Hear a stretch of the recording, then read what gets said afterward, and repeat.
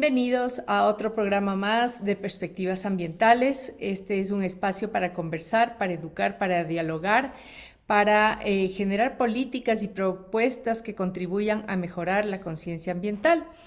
Y el día de hoy nos acompaña Diego Miranda. Diego Miranda fue el asesor de la Corte Constitucional del Ecuador y actualmente se dedica al libre ejercicio y es consultor ambiental con enfoque en el mercado voluntario de carbono y biocomercio.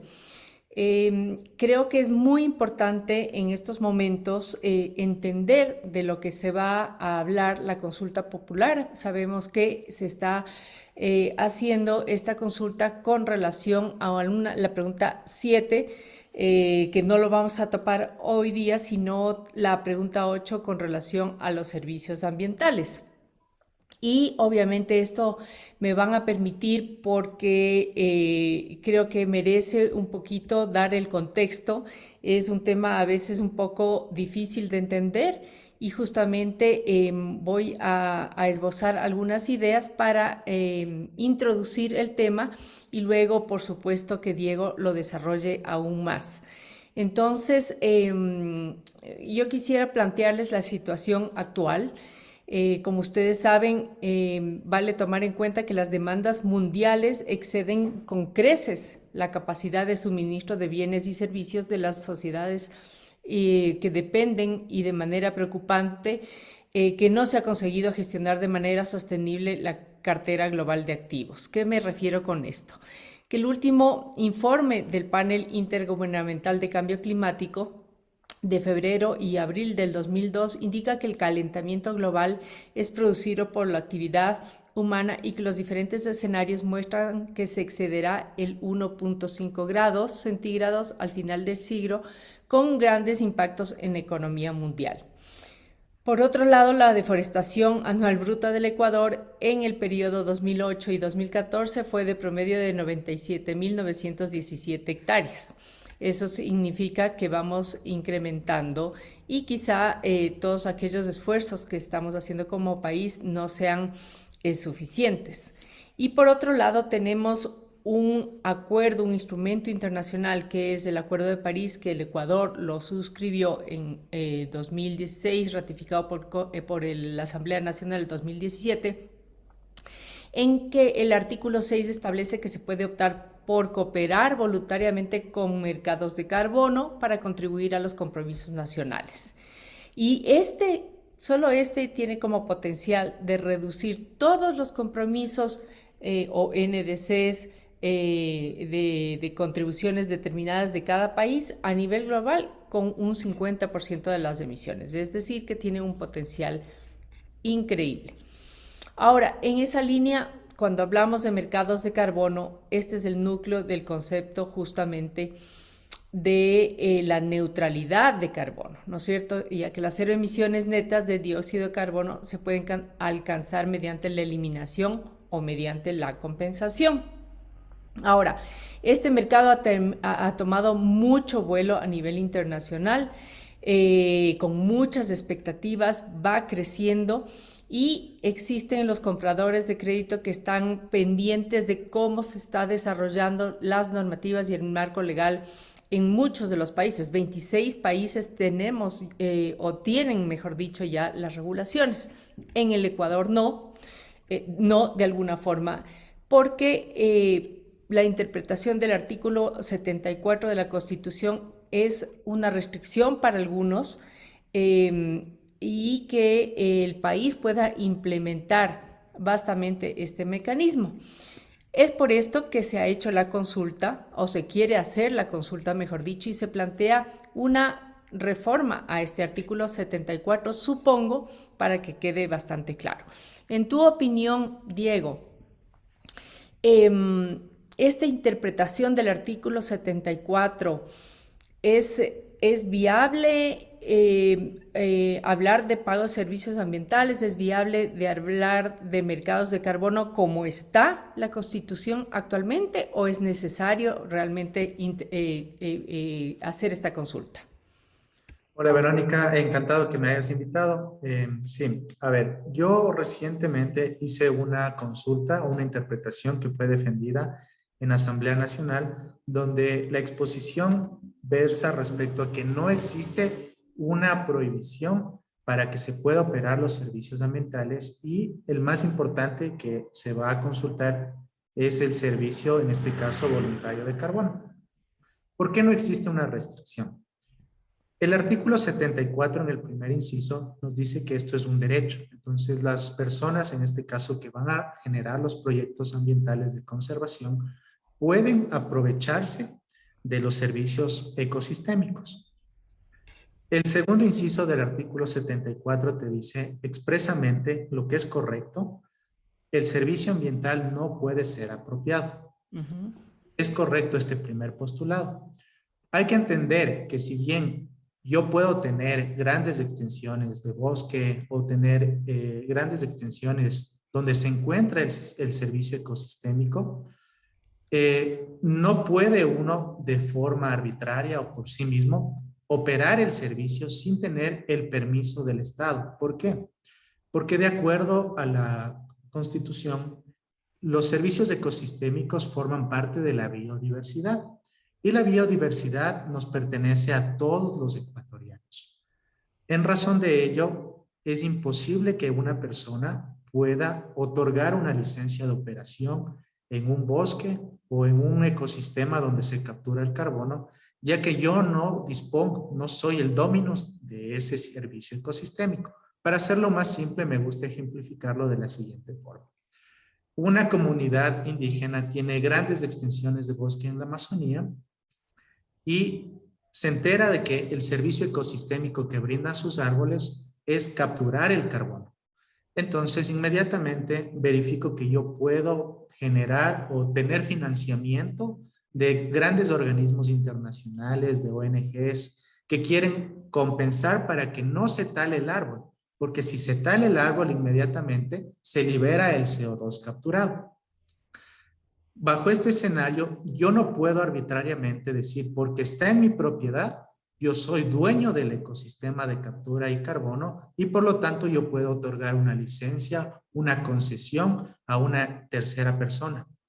Para yo poder operar el servicio ecosistémico, necesariamente requiero pedirle permiso al Estado, porque el Estado es el administrador, en este caso, de los ecosistemas y de la biodiversidad que nos pertenece a todos los ecuatorianos.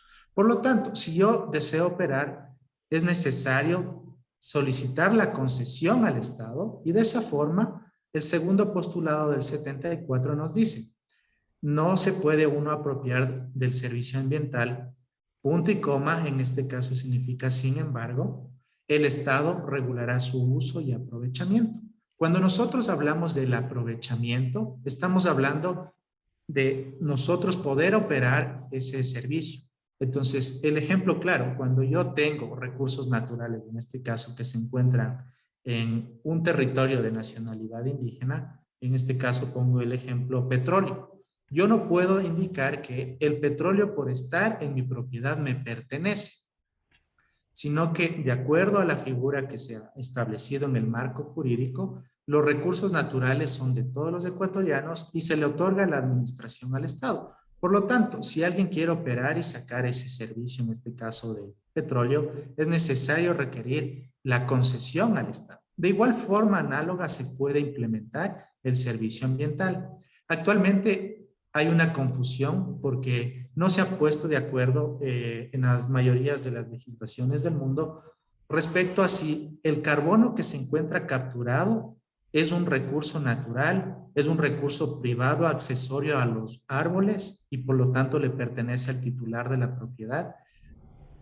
Las únicas legislaciones que han podido desarrollar un poco respecto a esto es el país de Indonesia y Perú. Entonces, Perú ha entendido que el recurso, en este caso del carbono capturado, es un recurso natural. Entonces, al ser un recurso natural, necesariamente yo debo pedirle permiso al Estado para poder sacar provecho. ¿Y de qué forma se saca provecho en este caso?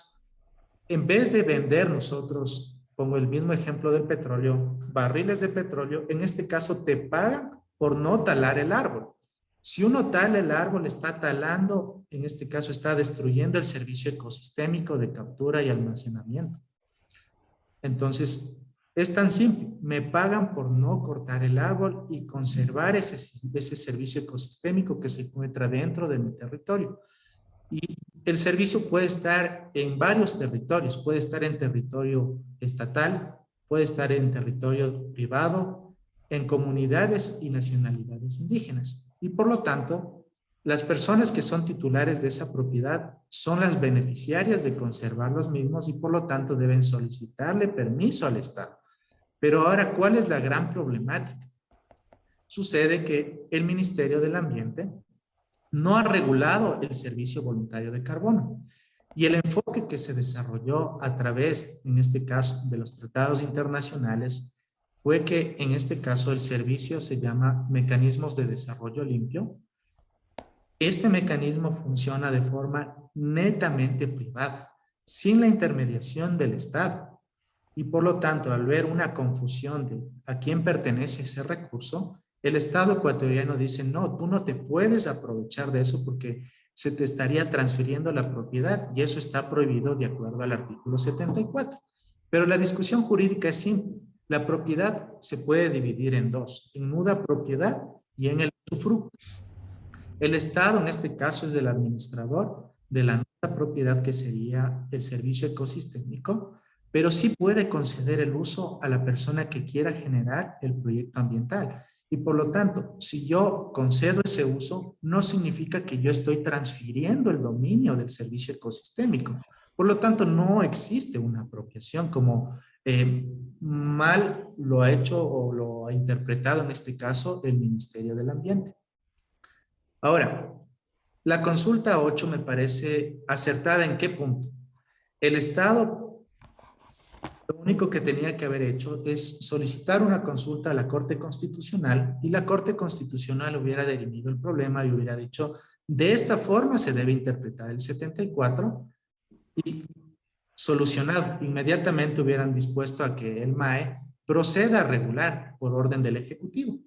Sin embargo, lo que está haciendo es cortar salomónicamente el asunto y decir, a ver, hay personas que interpretan de esta forma como yo lo he hecho, el 74, que no es restrictivo, y otros que dicen, en efecto, sí, no te puedes apropiar por nada del mundo.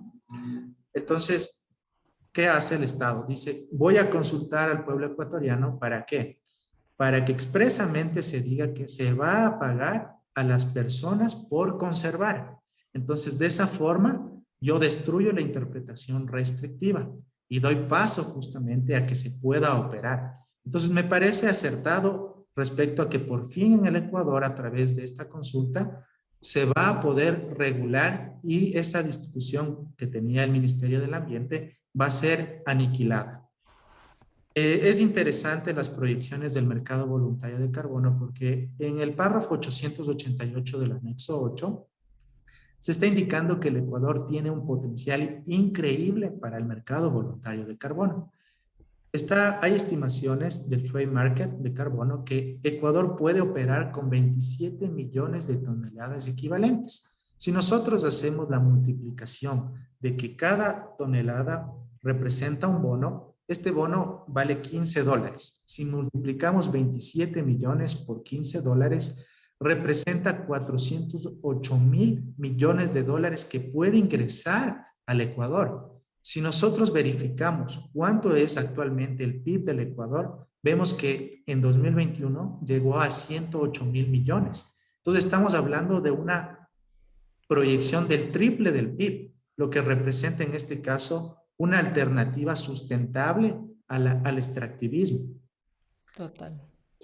Me parece correcto que se regule. Ahora, tenemos también que entender que en el Acuerdo de París, en este caso, a los estados que forman parte del tratado y que ratificaron el mismo, se les indica que no es necesario que se introduzca o se implemente el mecanismo tal como desarrolló las Naciones Unidas, sino que puedan adaptarlo a su legislación y pueden construir modelos híbridos. Entonces, si uno revisa el anexo 8, va a verificar que eso es el ideal, ese es el fin que trata de hacer el Estado, de ser el intermediario de la canalización de esos recursos. Entonces, el Estado ecuatoriano no va a permitir por nada del mundo que los fondos ingresen a través del privado de forma directa, sino que ellos mismos señalan, vamos a aplicar un modelo híbrido que ya ha sido implementado en otras partes de Latinoamérica, donde el dinero entra al Estado, en este caso entraría al Fondo de Conservación Nacional que maneja el MAE, y es el fondo a través de los lineamientos y políticas que vaya a estructurar este órgano, cómo va a distribuir ese dinero a las personas, a las comunidades o a las personas jurídicas que vayan a implementar estos proyectos. Ujú. Y me parece interesante, estaba leyendo un artículo el día de ayer de el tema que se habla ahora de jurisdicción, ¿no?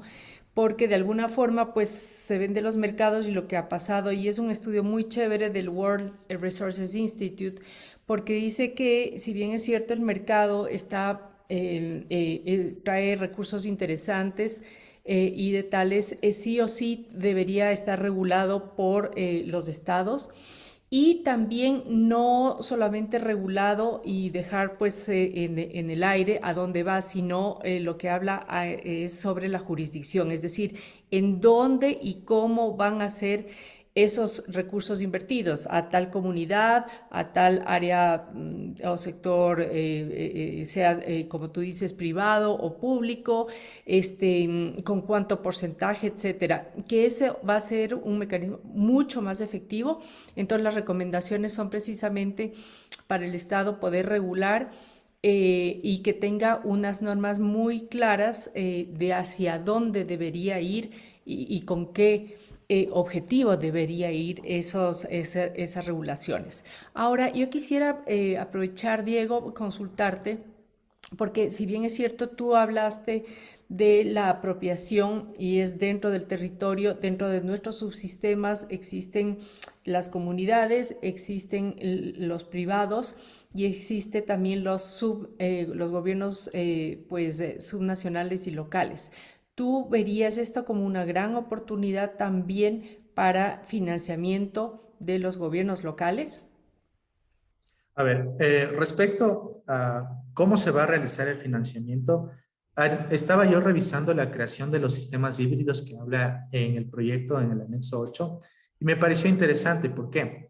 Porque de acuerdo a cómo está estructurado actualmente el 74, te dice en efecto que todas las personas, en este caso sean privados, sean entidades del sector público y nacionalidades y pueblos, pueden beneficiarse. Entonces, para poder beneficiarte es claro que tú tienes que tener ese territorio donde opera el servicio ecosistémico. Se ha verificado en el Ecuador que hay grandes extensiones que pertenecen, en este caso, al Estado a través de las reservas nacionales que han hecho de áreas protegidas. Y se ha verificado que, en efecto, hay grandes cantidades de terreno que pertenecen al Estado, en este caso a los gobiernos autónomos descentralizados. Entonces, si el gobierno autónomo descentralizado desarrolla un proyecto viable, cumpliendo los lineamientos, los enfoques y las normas técnicas que ya se han emitido, sí, en efecto, es una canalización de fondos que va a servir bastante a ese gobierno autónomo descentralizado para que pueda utilizar esos fondos no solo en la conservación, sino que puedan ser destinados a otras áreas. Ujú. Sí debemos tener en cuenta es que actualmente, como no existe esa regulación, no tenemos claro cómo se va a realizar el financiamiento. ¿Por qué es preocupante este tema? Anteriormente se aplicaron dos sistemas estatales, que son el REPMAS y el Socio Bosque, que no fueron viables porque no se pudo canalizar los fondos. ¿Y por qué no se pudo canalizar fondos? Porque no había unos lineamientos claros de cómo se iba a distribuir ese dinero. Por lo tanto, las personas, en este caso los inversionistas, no avalaron los proyectos y no destinaron los fondos porque ellos no tenían la garantía de que en realidad esos fondos se iban exclusivamente para la conservación del medio ambiente. Entonces, hay que tener mucho cuidado en esta creación del sistema híbrido, de establecer normas claras para que los inversionistas tengan esa seguridad de que la mayoría de los fondos, en este caso que se vayan a canalizar, vayan a la comunidad, vayan al gobierno autónomo descentralizado, vayan al privado, pero que justamente se cumpla con el proyecto. Y por lo tanto, el mecanismo de desarrollo limpio te dice, si nosotros verificados en un año no vemos que ustedes cumplieron con el proyecto que ustedes en este caso están desarrollando y tratando de ejecutar, inmediatamente se acaba el financiamiento. Entonces, por eso hay que tener cuidado, primero, de cómo se va a canalizar, si el Estado va a ser el intermediario, cómo va a distribuir esos fondos para que se pueda cumplir, porque yo estaba revisando el Código Orgánico del Ambiente y hay un artículo que te dice que solo se te va a pagar por la conservación, pero la implementación de gastos, en este caso, tienen que ser conseguidos por ti. Entonces, es inviable de esta forma que nosotros, o sea, esperemos un pago por la conservación que va a ser distribuido por el Estado y a la vez nosotros tengamos que canalizar fondos aparte para nosotros implementar, en este caso, guardias que cuiden el bosque, desarrollar los proyectos comunitarios, porque no simplemente se le paga, en este caso, por la conservación, sino que tienes que desarrollar proyectos de biocomercio en ese sector para que siga, obviamente, generando, en este caso, un objetivo que es la erradicación de la pobreza. Entonces, por eso es un mecanismo en conjunto, global. Integral. Analizas para conservar, pero al mismo tiempo esa comunidad tiene de qué vivir, tiene que implementar recursos o nuevos mercados que se llaman de biocomercio Ujú. en esa gestión del dinero para implementar, en este caso podría ser polinización, café limpio, sin contaminación y todos esos productos que se pueden operar. Ujú. Diego, en este momento quisiera hacer una breve pausa simplemente para agradecer a nuestro auspiciante Gira, que es una empresa de la corporación favorita y que trabaja para la implementación de la economía circular. Volvemos contigo luego de este video. Hay un lugar que puede transformarlo todo. Aquí, un Tetra Pak puede ser un pupitre. Un papel puede ser un regalo. Un abogado puede ser el salvador de los mares. Una madre puede ser defensora de la naturaleza. Un niño puede cambiar el futuro. Y el mundo puede transformarse en esperanza. Hay un lugar donde todo se transforma. Trae tus empaques reciclables a los puntos Gira, ubicados en locales de corporación favorita. Diego, volvamos contigo en relación al artículo 74 y la consulta. Hay estadísticas que la gente está apoyando, ¿no? Es decir, un 70% hasta ahora, pues hay una aceptación de dar paso a estas dos preguntas, servicios ambientales y el tema de la incorporación del subsistema de las áreas protegidas hídricas a un subsistema en la Constitución. Sin embargo, uno nunca sabe si se da paso en buena hora, tendrá que después el ministerio regular y desarrollar los reglamentos, etcétera. En el peor de los casos, si es que no hay una aceptación, en este caso, o una aceptación o no califica la Corte Constitucional, ¿cuál es el peor escenario? Simplemente que no se califique. ¿Y qué pasaría con relación a este artículo? A ver, como había manifestado actualmente, la interpretación que hace el Ministerio del Ambiente es completamente cerrada. Entonces, la aceptación de que se apruebe la pregunta por la Corte Constitucional nos va a ayudar primero a saber cuál es la postura que tiene en este caso el máximo órgano de interpretación constitucional. Entonces nos va ya a dar una primera visualización de si el artículo 74 en realidad permite o no permite implementar servicios ambientales y si uno puede entrar a operar a través del aprovechamiento o la concesión que se te dé.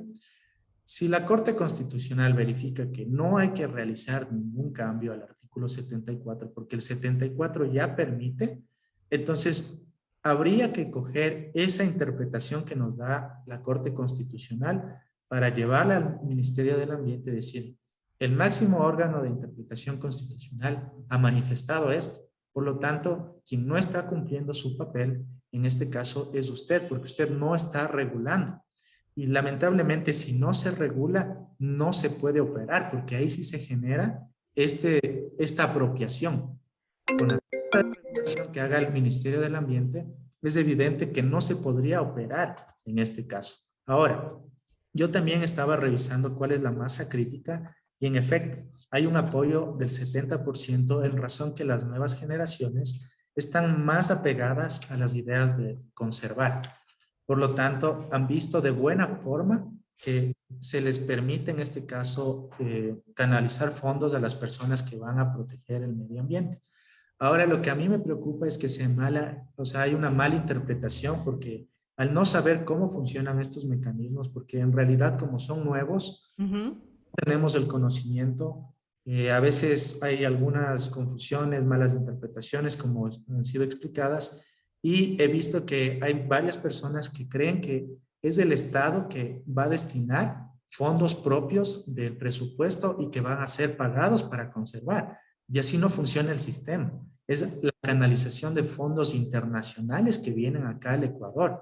Y Entonces, del mercado, además, que es mucho de los privados que tienen que compensar de alguna forma en nuestros países desarrollados. Los desarrollados quieren compensar manteniendo los bosques, ¿no? Entonces, más bien es una inyección de capital privado en su gran mayoría hacia justamente la conservación. Como tú dices, es una alternativa además al extractivismo. Estamos diciendo no queremos más minería, petróleo, pero nos estamos sentando en la gallina de los huevos de oro y nos vamos a morir de hambre. Bueno, este sería un gran mecanismo para conservar los bosques, como ya lo ha dicho Naciones Unidas y N cantidad de estudios, a la vez que nos permite también generar ingresos. En ese sentido, Diego, no sé, mi perspectiva es, no sé si tan sencilla como esto, pero eh, Dios nos ha dado un gran capital natural y conservarlo es el mejor negocio hoy por hoy a futuro, frente a la escasez de bienes que se ven en el mundo. Simplemente quien tiene esos bienes va a ser el que tiene la plata y el que ponga las reglas. Y eso puede ser nosotros. Y nosotros podemos comenzar a negociar desde la riqueza, no desde la pobreza. es correcto la apreciación que tú haces, Verónica. Y en realidad, como yo manifesté, este es un negocio potencial porque Ecuador es un país mega diverso y es increíble que no sepamos cómo aprovechar la biodiversidad que nos ha regalado, en este caso Dios, ¿no? Y es increíble que a través de unas malas interpretaciones jurídicas y también podría yo decirte que posturas políticas para tratar de monopolizar estos servicios ambientales no han permitido que se opere, a pesar que nuestra Constitución en 2008 da un carácter de maximizar la conservación. Entonces, el gobierno tiene el interés, ¿no? Porque está declarado en la Constitución el interés de la protección ambiental y de promover, te dice, a las personas que quieran generar conservación ambiental. Pero paradójicamente, la máxima autoridad ambiental que se supone que debe realizar su trabajo, no lo hace y no permite que se entren a operar estos servicios aquí en el Ecuador. Hay un estudio que también revisé actualmente de cuánto es en realidad el dinero que se está manejando actualmente en el mundo respecto a servicios ambientales y es la cantidad de 84.000 millones. Entonces, este estudio fue emitido por el Banco, en este caso mundial, y te dice que este negocio tiene potencial de crecimiento. Actualmente los bonos se están comercializando a un valor de $15, pero está estimado que un bono en 2050 pueda valer $100. Con la proyección que nosotros hicimos de 27 millones de toneladas equivalentes que puede capturar el Ecuador anualmente, si se multiplica por 100, hablaríamos de 27.000 millones de dólares. Es un incremento astronómico del PIB en el Ecuador, justamente porque tenemos este sistema, esta biodiversidad tan importante, pero lamentablemente grandes compañías, ¿no? Ya del Ecuador, sabemos que están tratando de compensar en otras partes de Latinoamérica debido a que no se ha regulado estos servicios en el Ecuador. Entonces, el gran problema aquí radica en la falta de regulación del Estado y por lo tanto ha impedido que nosotros podamos ser parte de este mercado y de la canalización de fondos para proteger el medio ambiente. Y no solo eso, sino tratar a través de ese dinero de suplir las necesidades que tiene el Estado. Cuando entró el gobierno de Lazo, hicieron un presupuesto y manifestaron que hay un déficit de 2.000 millones de dólares. Si nosotros regulamos estos servicios, ahí está el dinero. Ahí está el dinero para que nosotros, o en este caso el Estado, pueda seguir construyendo infraestructura y destine, en este caso, al plan, al proyecto, ¿no?, nacional. Uh-huh.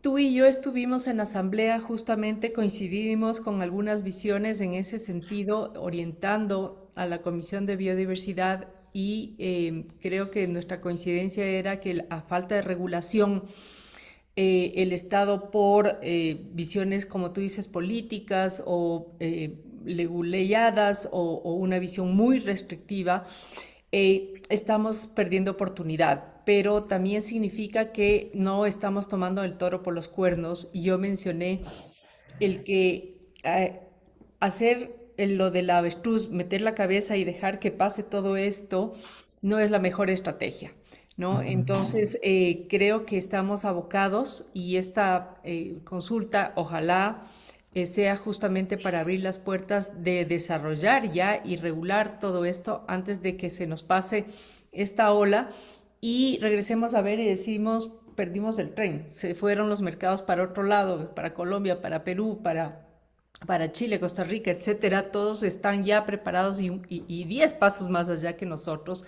y nosotros todavía estamos en estas indecisiones y en estas interpretaciones. Entonces, creo que el mensaje es claro, la llamada de atención es: tomemos el toro por los cuernos y el Estado tiene que ejercer su rol en regulador y establecer las reglas de juego para todos, pues para todos, ¿no?